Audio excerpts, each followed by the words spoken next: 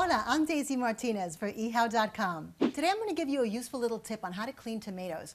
Sometimes you chop a tomato and you get all that water content in a tomato and the seeds and the goop and who needs it?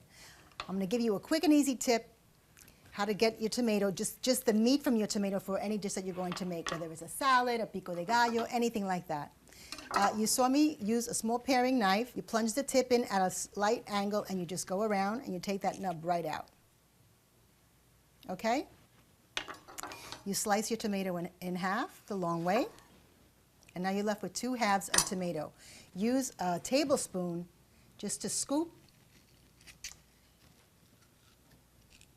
the whole thing out. Now you have no water, you have no seeds, and you have no goop. And we were able to chop that tomato up for our salsas or whatever else you might need. Look how beautiful, these gorgeous little shells.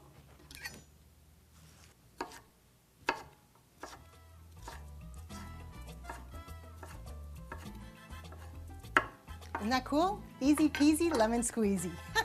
I'm Daisy Martinez for eHow.com.